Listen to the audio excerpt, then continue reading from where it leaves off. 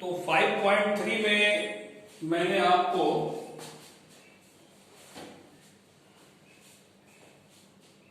तेरह तक बताया था, ठीक है, और उम्मीद करते हैं आपको समझ में भी आया होगा। ध्यान से पढ़िएगा, समझ में आएगा। 14वां देखिए, 14वां क्वेश्चन क्या कह रहा है, ध्यान से पढ़िए।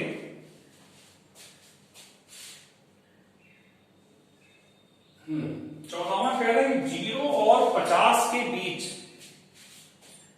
0 और 50 के बीच की विषम संख्याओं का योग बताइए। 0 और 50 के बीच की विषम संख्याएं, 50 के बीच की विषम संख्याएं, विषम संख्याएं जो 2 से नहीं कटती हैं, जो 2 से नहीं कटती है, आड नंबर।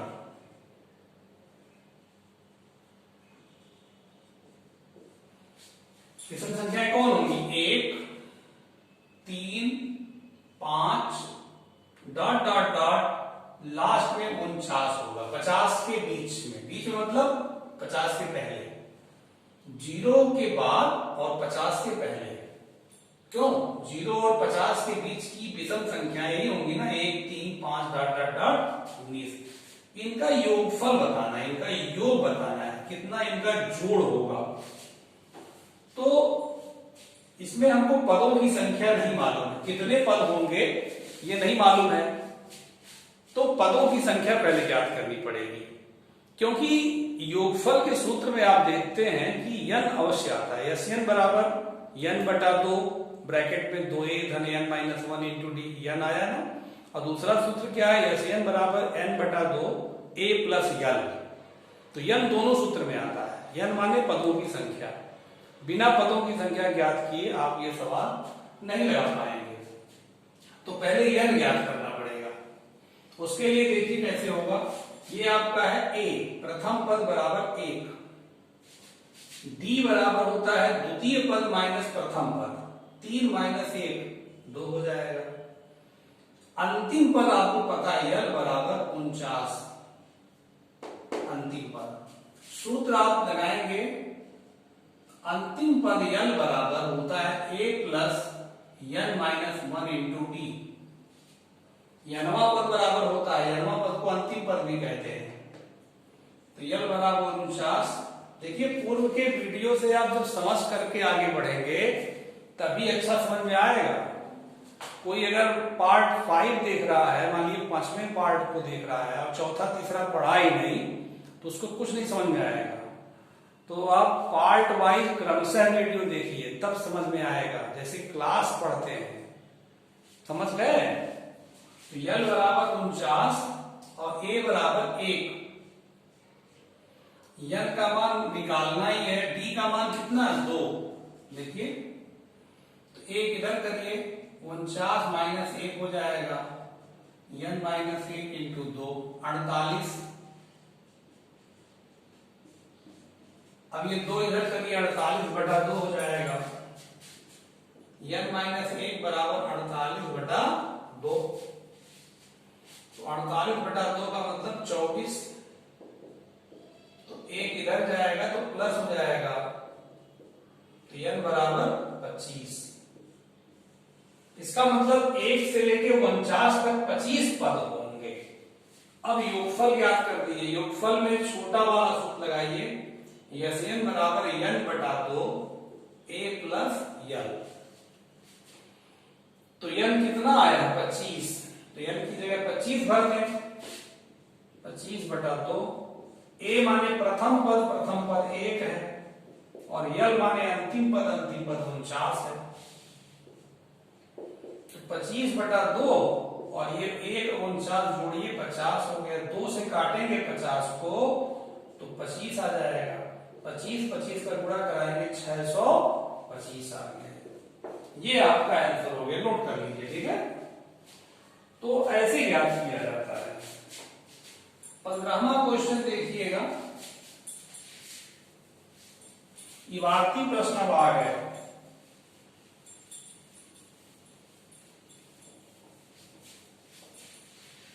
इबारती प्रश्न 15वां पढ़ लीजिए, इसको नोट कर लीजिएगा अच्छे से, स्क्रीनशॉट लेकर अच्छे से नोट कर लीजिएगा। 15वां क्वेश्चन देखिए, इसको हम पढ़ रहे हैं, बहुत अच्छा क्वेश्चन है, ध्यान से आप लोग पढ़िए। कह रहा निर्माण कार्य से संबंधित किसी ठेके में एक निश्चित तिथि के बाद कार्य को विलंब से पूरा करने के लिए जुर्माना लगाने का प्रावधान इस प्रकार है। पहले दिन के लिए 200 रुपए जुर्माना लगेगा, अगर एक दिन लेट होता है तो 200 रुपए जुर्माना, अगर 2 दिन लेट होता है तो 250 रुपए जुर्माना, अगर 3 दिन लेट होता है तो 300 रुपए जुर्माना। कहने का मतलब एक दिन बाद 50 रुपया बढ़ जाता है जुर्माने में। एक दिन लेट होगा तो 200 रुपए देना पड़ेगा, 2 दिन लेट होगा तो 250, तो 50 बढ़ गया ना। वही आगे कहा भी है कि अर्थात प्रत्येक उत्तरोत्तर दिन का, उत्तरोत्तर दिन माने एक के बाद एक दिन जब बढ़ेगा तो जुर्माना अपने से ठीक पहले दिन के जुर्माने से 50 रुपया अधिक हो जाएगा। तो एक ठेकेदार को जुर्माने के रूप में कितनी राशि अदा करनी पड़ेगी यदि वह इस कार्य को 30 दिन का विलंब कर देता है? वो 30 दिन कार्य को विलंब से कर पाता है तो उसको कितना जुर्माना देना पड़ेगा? बस समझ गए? कोई ठेकेदार है जो किसी कार्य को करने के लिए लेता है, वो 30 दिन लेट कर देता है नियत समय से, जबकि नियम यह है कि एक दिन लेट करेगा तो 200 रुपए एक दिन का लगेगा, 2 दिन लेट करेगा तो 250 लगेगा, 3 दिन लेट करेगा तो उसका जो है 300 रुपया लगेगा। तो मतलब 30 दिन लेट किया है, 30 दिन लेट किया है, ठीक है। चलिए देखते हैं जुर्माने की राशि। जुर्माने की राशि पहले दिन का कितना? 200, दूसरे दिन का 250, तीसरे दिन का 300, ऐसे ऐसे कई दिन लेट हुआ है? 30 दिन लेट हुआ है। इसका मतलब पदों की संख्या 30 होगी। ये पहले दिन का, दूसरे दिन का, तीसरे दिन का, ऐसे 30 दिन का है, तो यह बराबर 30। प्रथम पद 200,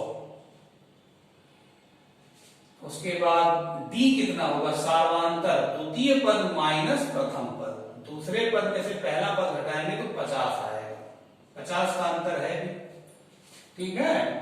अब आप सूत्र लगाइए, योगफल का सूत्र लगेगा, कितना देना पड़ेगा उसको। यन बराबर n बटा 2, 2a plus n minus 1 into D. तो n की जगह 30, ठीक है। फिर 2 गुणे 200, देखिए 2 गुणे 200 के बराबर 200, n कितना है? 30, और d कितना है? 50, 30 बटा 2, 200 गुणे 2 400, ये 29 हो जाएगा। 30 में से क्या? 29 गुणे 50, 30 बटा 2 काट दीजिए, 15 हो गया। ये 400 धन 5 9 45, और 5 गुना 10 4 1450, 15 गुणे 1850, 15 बचे 75, 7 हासिल, 15 बटा 120, 7 127, और 15 करना 15 और 12 27, 27,750 रुपया उसको जुर्माना देना पड़ेगा। रुपया किसको? ठेकेदार को, क्योंकि कंपनी है ना, जब लेट करेंगे तो उनको जो है देना ही पड़ेगा जुर्माना। तो क्वेश्चन आसान था, इबारती प्रश्न देखने में लंबा था लेकिन आसान था, ठीक है। इसको नोट कर लीजिए। तो समांतर श्रेणी में ऐसे इबारती प्रश्न आते हैं जिस लड़के को समांतर श्रेणी जैसे पढ़े हैं आप जो लोग, अगर यही सवाल कंपटीशन में आ जाएगा, किसी नौकरी वाले एग्जाम में आ जाएगा, तो जो लड़का समांतर श्रेणी नहीं पढ़ा है वो नहीं कर पाएगा, या उसको टाइम लगेगा। पूरा लिखेगा ना 30 दिन का, 200, 250, 300, 350 ऐसे 30 दिन का लिखेगा, फिर जोड़ेगा। और आप समांतर श्रेणी पढ़े हैं, खट से सूत्र लगाए, तुरंत विकल्प छांटे, आंसर हो गया। तो ये सब कंपटीशन के सवाल हैं, देखने में बड़े लग रहे हैं लेकिन आसान है। जरा देखिए 16वां क्वेश्चन। 16वां क्वेश्चन कह रहा है किसी स्कूल के विद्यार्थियों को उनके समग्र शैक्षिक प्रदर्शन के लिए 7 नकद पुरस्कार देने के लिए 700 रुपए की राशि रखी गई। ठीक है, मतलब किसी स्कूल के विद्यार्थियों को उनके पूरे साल भर के प्रदर्शन के लिए, समग्र माने संपूर्ण शैक्षिक प्रदर्शन के लिए 7 पुरस्कार देने की घोषणा की गई, जिसमें 700 रुपया अलॉट किया गया। इसी 700 रुपया में से 7 पुरस्कार दिया जाएगा स्कूल के विद्यार्थियों को। यदि प्रत्येक पुरस्कार अपने से ठीक पहले पुरस्कार से 20 रुपया कम है, 20 रुपया कम है, तो प्रत्येक पुरस्कार का मान बताइए। ठीक है, मतलब प्रत्येक पुरस्कार अपने ठीक पहले वाले पुरस्कार से 20 रुपया कम है। चलिए, तो मान लिया जाए, मान लिया 7 पुरस्कार है, मान लिया 7 नकद पुरस्कार